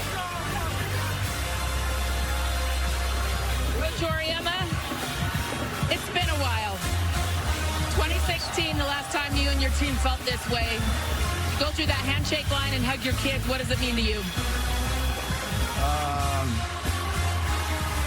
You know, you just never know if you'll ever be back in this situation again. And there were so many times when, you know, I think we all question, like, have we been here too long? You know, has it been time? And yet we kept hanging in there and hanging in there. And it's because these players make me want to hang in there every day. And this team has changed so much from the beginning of the season. If people only knew. We had a preseason scrimmage. We lost the scrimmage. I thought we wouldn't make the NCAA tournament. But this is, I mean, they've all been gratifying, don't get me wrong. But this one here, because of the way it came about and what's been involved, it's been a long time since I've been that emotional when a player has walked off the court. We saw that hug with Paige. All that she's been through, all that she's fought through. When you're in that hug, Coach, what are you saying to her? I love you. That's all I can say. I love you. As your players continue to celebrate, Paige has been there for a while. Azzi was brilliant today, all she has had to fight through. And your freshman, Sarah Strong, your big three delivering. How do you describe the talent and the bright spot that you are in? Well, it's amazing to have three players, three people like that on the same team And Sarah, you would think Sarah was graduating the way she plays, right? But all three of them complement each other so well. They all have such unique skill sets. You know, about 2 months ago, this team fell in love with each other. At first, you know, they would play, and there was like, yeah, we like each other, and we like each other a lot, and we spend a lot of time together off the court and on the court. But I think after the Tennessee game, I think they fell in love with each other, with the process, with ourselves as a group, and they started liking their coaches. And I've never been happier than I've been the last couple of months coaching a team. Go enjoy that, Coach. Thank you. Thank you. Appreciate it, Holly. Well, Gino Auriemma, very emotional, reflecting upon this team and his time with Paige Bueckers. What a performance from Azzi Fudd in this one with 24 after she had struggled so mightily in the 2022 championship game against South Carolina, had been limited to just 16 minutes and 3 points. She comes through. So does Paige Bueckers, who has that championship. Holly? Coach Auriemma just told us he's never had the feelings he did when he hugged you as you came out of the game. What was that like for you, Paige, walking off the floor champion and greeting him? Unreal. Just so much gratitude for everything this program has meant to me, for how much my teammates mean to me. And this is from the top to the bottom. Our managers are here from stores. Our practice players are here from stores, and they made us work our butt off this entire year. Our GAs, our managers, our assistant dobos, our masseuse, everybody. I can't even name all the people. Just everybody here takes a village just to do what we do here, and everybody's important to the team's success. And you see the 14 players and the coaching staff, but behind the scenes, there's so much work that goes into what we do, and there's just so much gratitude. And the strength conditioning staff, Fudd and Janelle, have had their hands full the last couple of years, so to reward all their hard work, I can't even put into words what's happening right now. You walk off the floor and Coach gives you a hug. I asked him what he said to you, and he said, I love you. He's had to pour into you, and it hasn't always been easy. How has he gotten the best version of Paige Bueckers? Yeah, he told me he loved me, and I told him I hated him. So, no, I love that. I love that man like more than words can describe, and there's a lot of times I don't, but it's because he's challenging me and making us all better in ways we never even knew we could, and he always has our back. That's the thing. Like, sometimes it feels like he's on you and he has nothing but bad things to say, but he always has belief. He always has your back, and just the relationship that we have, I can't even put into words. It took a long time for you to become a champion. I know you had your COVID year messed up in high school. You've had to wait and wait and wait for this moment, Paige. As you celebrate and the confetti's coming down, how do you feel so grateful that you were patient and waited? Yeah, if I could say one thing, it would be to stand firm in who you are. There's a lot of people who write you off. There's a lot of narratives that can be try to put you in a box, tell you got to do this, you got to do that, you got to be more like this player, you got to be more like that player. Stand firm in who you are. There's people that doubt you because they think you're doing it on your strength alone. We lean on God's strength here, and through God's power, for God's purposes, we're not doing this alone, and we have a village that we lean on, and just do it for the people who believe in you, and always stick to who you are. Yeah, Coach told me before the game, all I need from Paige is for Paige to be Paige today, and now you're a champion. Congratulations. Thank you. Thank you. Got it. Well, Paige Bueckers, a champion in her final collegiate game. UConn, an 82-59 win over South Carolina. We'll be back with the trophy presentation in a moment. The hugs, emotional for UConn. This was the longest drought they had since their first title in 1995. But the winningest program in Division I history is back on top with their 12th national championship. The trophy presentation is coming up next on ABC.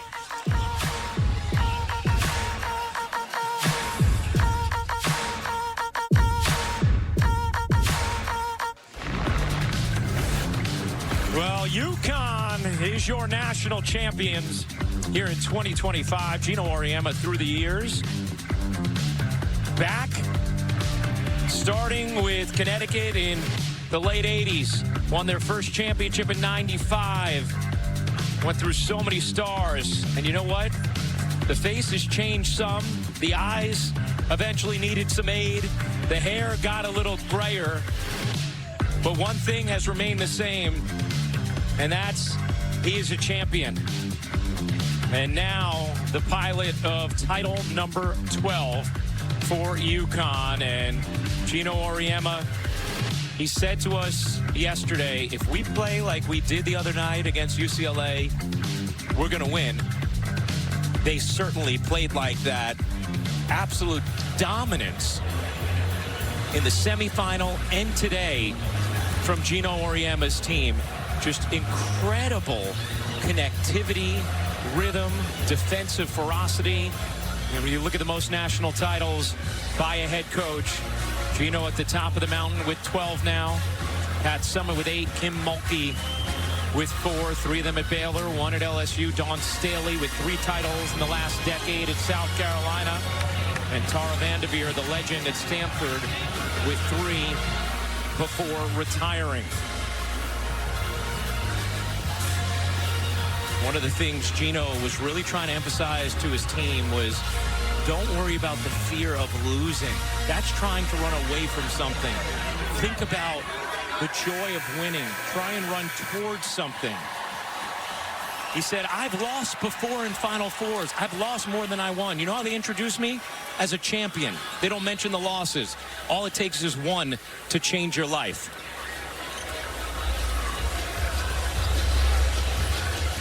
And this year, Gino's team beats 3 1 seeds in a single tournament, becoming just the 4th team ever to do so, joining Tennessee in 1987, Louisiana Tech in 1988, and then Baylor in 2005.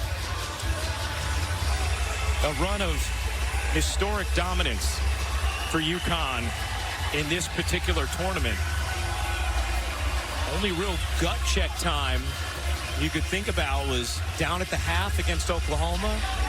Then they blow them out after halftime, and then USC making a push at the end of the 3rd to cut it to 5, but UConn a dominant 4th to pull away.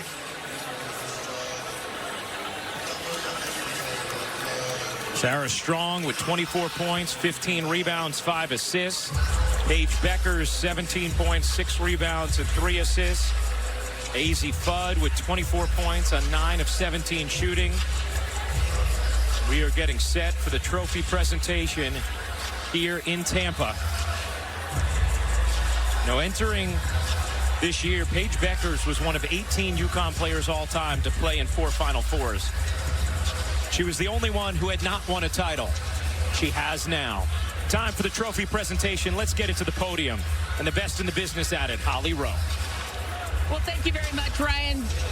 Would like to say thank you to all of the fans who are here making this another incredible 2025 Women's Final Four National Championship game. The fans have been incredible. Another sellout. And joining me here on stage is Vice President of NCAA Women's Basketball, Lynn Holtzman. Thank you for being here. And now to present our trophy, Dorita Dawkins, the committee chair of the Women's NCAA Women's Basketball Committee. Dorita? We'd like to congratulate the University of South Carolina on a great season, but now we would like to, on behalf of the NCAA and the entire Division I Women's Basketball Committee, present the championship trophy to the University of Connecticut and Coach Gino Auriemma, who's over here giving hugs. He's still busy coaching even in this moment.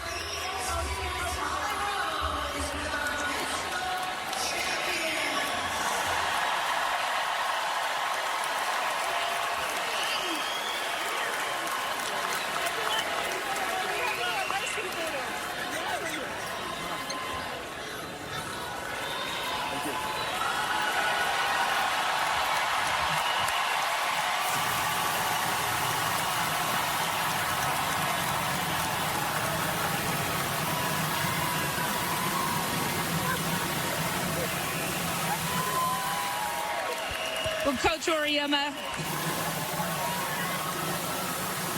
as you raise that championship trophy and these fans are loving you, I see so many faces of so many great players, Maya Moore, Breanna Stewart, all of the women who've stood on this stage before. What is it like for you to stand on this stage today with this group of very resilient players who've had to fight through so much to be standing here today? Well, first I want to congratulate South Carolina for getting here. It's incredibly difficult to get here.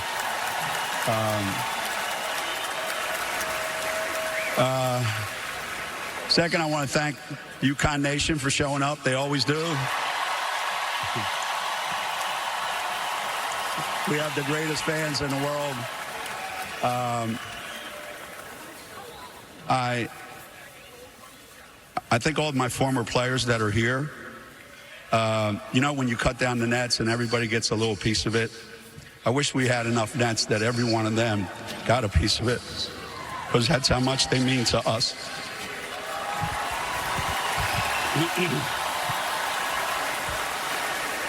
You know, this is such a hard thing to do.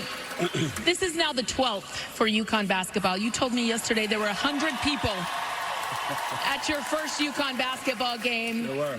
There's probably 100 million that know about the UConn women's program now. How far you've come to now stand atop this mountain by yourselves. The most of any men's or women's program with 12 national championships. You're the winningest coach of all time. Gino, how have you done it as a coach to be that great?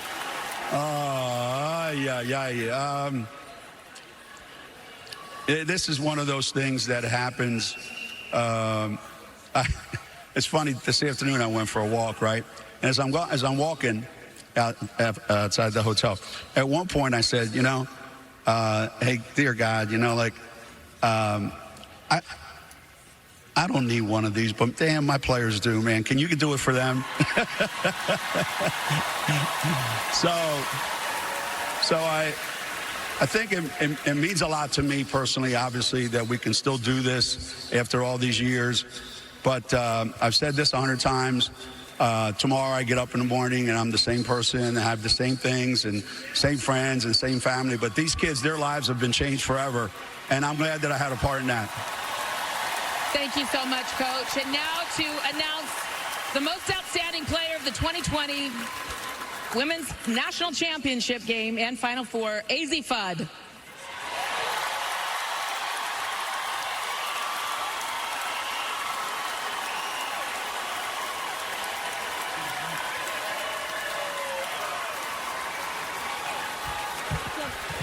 Azzi, I hope you don't mind me saying this, but I remember when you played in your last national championship and you didn't feel well, you were sick.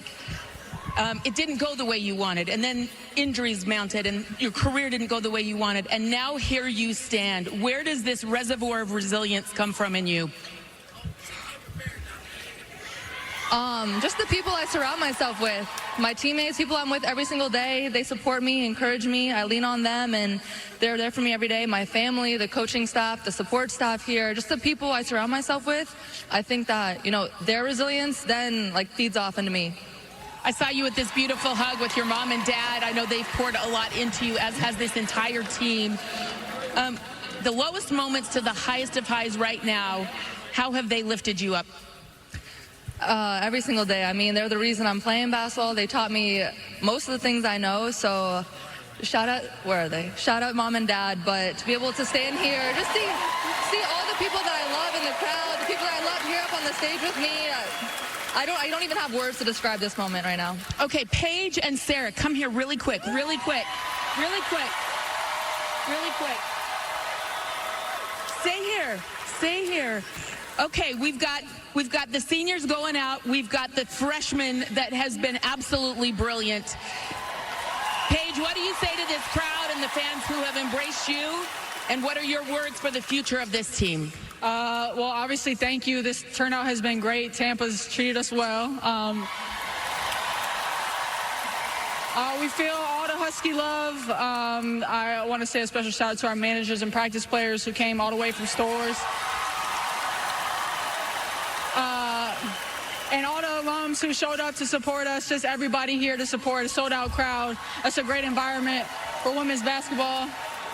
And this team is in great hands. I'm not worried about them at all. Obviously, the coaching staff speaks for itself, but these players, we got the blueprint now. We know how to do it. We know what it takes to get back here. And they got a whole lot of heart, a whole lot of passion, a whole lot of faith. And I got nothing but trust in them. All right, Sarah, one quick question. One of the best performances we've ever seen in history from a freshman, the most points ever scored in an NCAA tournament. How proud are you of yourself to step up so big on this stage? I mean, I'm more proud of my teammates. I mean, I feel like we did a really good job just executing everything and staying together. All right, well, thank you so much. Good job, good job. Your 2025 NCAA Women's Basketball Champion, the UConn Huskies.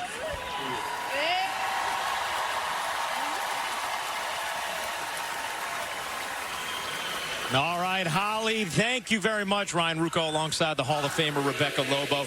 Let's start before we get into UConn's win here with South Carolina. Rebecca, just wrapping up their season, an incredible program that got back to the national championship, just ran into a UConn buzzsaw. Yeah, an incredible season once again for South Carolina, who has a lot of talented young players returning for next year.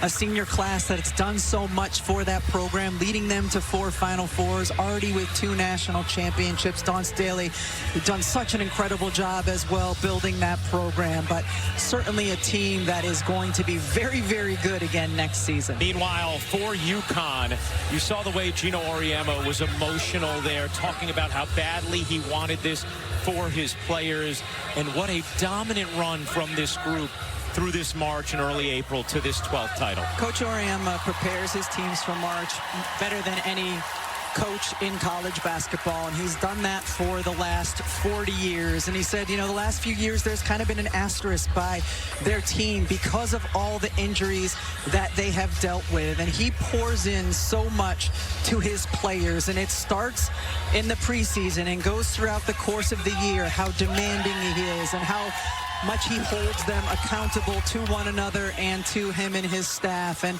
as a result, you see what we've seen for the last 6 weeks, and that is a UConn team that's been unbeatable, that's been on the ascent, that's found a love for one another. And it's just incredible to watch what he has been able to do, doing it the exact same way for the last 40 years. He has helped these women achieve their dreams and change their lives. Well, you were a part of that first title, and tonight, it is title number 12 for Gino Auriemma and UConn. Once again, our final score, Connecticut 82, South Carolina 59. For our producer, Kerry Callahan, our director, Jimmy Platt, a couple of Hall of Famers.